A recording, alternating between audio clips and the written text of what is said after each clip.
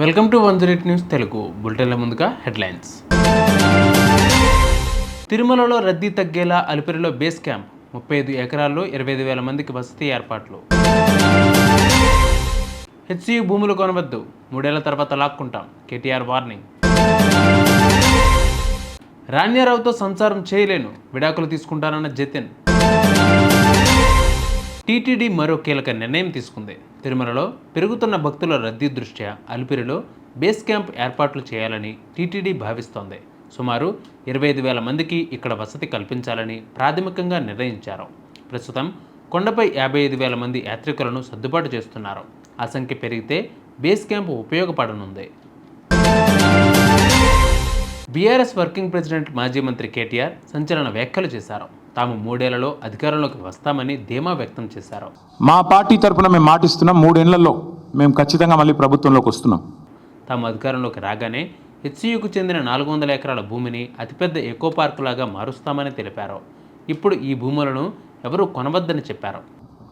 ఇప్పుడే నేను స్పష్టంగా చెప్తా ఉన్నా, ఈరోజు ఎవరైనా రేవంత్ రెడ్డి విసిరే బిస్కెట్లకు ఆశపడి, రేవంత్ రెడ్డి చెప్పే మాటలకు ఆశపడి ఆ ల్యాండ్ 1 ఇంచ్ ఎవరన్నా కొనుక్కున్నా మళ్ళీ కుండ బద్దలు కొట్టినట్టు చెప్తున్నా, మమ్మల్ని తర్వాత అనొద్దు.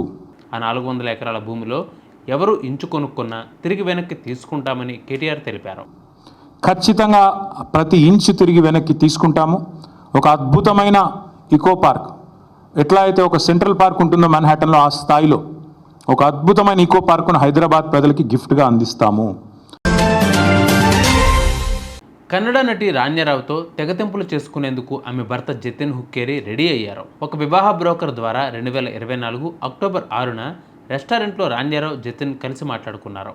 అదే నెల 23న నిశ్చితార్థం జరిగింది. ఇక నవంబర్ 27న వివాహం జరిగింది. ఈ పెళ్లికి ముఖ్యమంత్రి సిద్ధరామయ్యతో పాటు హోంమంత్రి పరమేశ్వర్ హాజరయ్యారు.